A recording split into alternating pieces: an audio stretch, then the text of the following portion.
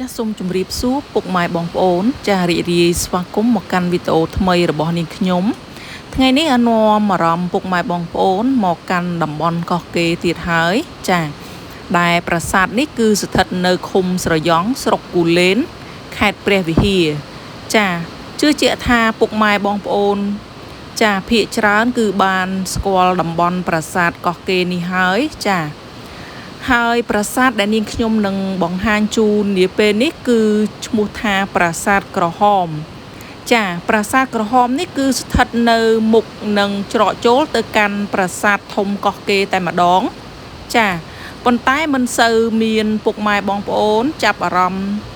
ចានឹងប្រាសាទក្រហមនេះមួយទេចាប្រាសាទក្រហមនេះកសាងឡើងក្នុងរាជ្យព្រះបាទជ័យវរ្ម័នទី4នៅក្នុងសតវត្សទី10កសាងដើម្បីឧទ្ទិសទៅដល់ព្រហ្មញ្ញសាសនាចាប្រាសាទនេះគឺសាងសង់អំពីឥដ្ឋលាយជាមួយនឹងថ្មភក់ហើយបច្ចុប្បន្នប្រាសាទនេះទទួលបាននៅការជួសជុលរួចរាល់ហើយចាគឺមានរូបរាងស្រស់ស្អាតស្ទើរតែ95%ទៅហើយចាពិតជាគួរឲ្យរីករាយនឹងចាអរគុណដល់ខាងអាជ្ញាធរដែលបានរៀបចំជួសជុលប្រាសាទមួយនេះឲ្យបានក្រោកឈរចាបងអួតសម្រស់ដល់ភ្ញៀវជាតិនិងអន្តរជាតិឲ្យបានគយគន់ចាអញ្ចឹងអញ្ជើញពុកម៉ែបងប្អូនចូលទៅខាងក្នុងដើម្បីទស្សនានៅសម្រស់របស់ប្រាង្គប្រាសាទទាំងអស់គ្នាចាមុននឹងចូលទៅដល់ប្រាង្គប្រាសាទក្រហមយើងឃើញដូចជាមានចាបណ្ណាល័យ2នៅសងខាងចាដែលបណ្ណាល័យមួយគឺនៅល្អច្រើនចំណែកបណ្ណាល័យមួយទៀតគឺរោងការបាក់បែកអស់ហើយយើងក៏សង្កេតឃើញមាននៅប្រាង្គចំនួន2ទៀតនៅអមសងខាងដែលសាងសង់អំពីថ្មបាយក្រៀមហើយមានទំហំធំចានេះគឺជាប្រាសាទអមនៅខាងមុខ2ចាគឺបានរោងការបាក់បែកស្ទើរតែទាំងស្រុងទៅហើយចាគឺនៅសេសសល់តែខាងក្រោមតែប៉ុណ្ណោះចានេះគឺមួយទៀតដែលនៅខាងឆ្វេងដៃចានៅថ្ងៃដែលនាងខ្ញុំមកទស្សនាប្រាង្គប្រាសាទនេះគឺមានភ្ញៀវជាតិច្រើនមែនទែនគាត់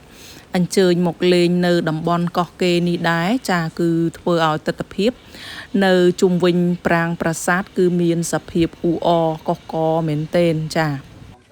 អញ្ចឹងអញ្ជើញពុកម៉ែបងប្អូនចូលទៅទស្សនាសម្រស់ប្រាសាទក្រហមជាមួយនាងខ្ញុំចានៅខាងមុខនៃប្រាង្គប្រាសាទគឺមានចម្លាក់តោដ៏ធំ2អមសងខាងប៉ុន្តែតោមួយទៀតត្រូវរងបាក់បែកនៅសល់តែមួយទេដែល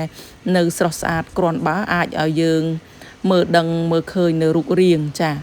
ហើយប្រាង្គប្រាសាទនេះដែរគឺធំហើយមានសសរពេជ្រក្បាច់ស្រស់ស្អាត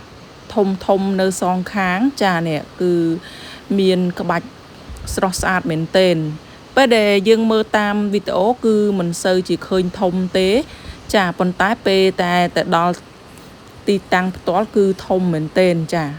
ហើយនៅក្នុងប្រាង្គប្រាសាទនេះដែរគឺមាននៅចាយើងឃើញនៅជើងទម្រសេវលឹងចាដែលរោងការបាក់បែកដោយផ្នែកចាហើយត្រូវខាងអាជ្ញាធរគាត់យកមកផ្គុំដាក់ជុំគ្នាវិញចាចំណែកដំបូលនៃប្រាង្គប្រាសាទក៏មានលក្ខណៈស្រស់ស្អាតដែរចាដែលទម្រាបឥដ្ឋជាចាលក្ខណៈជ្រុងគឺស្រស់ស្អាតមែនទែនចាប្រសិនបើពុកម៉ែបងប្អូនមានឱកាសមកលេងប្រាសាទកោះកេរម្ដងទៀតឬក៏មិនទាន់បានទេកុំភ្លេចអញ្ជើញមកទស្សនាផងចាគឺបានទស្សនាប្រាសាទក្រហមផងបានទស្សនានៅប្រាសាទកោះកេរផងចាពេលនេះនាងខ្ញុំក៏សូមអរគុណចាសូមជម្រាបលា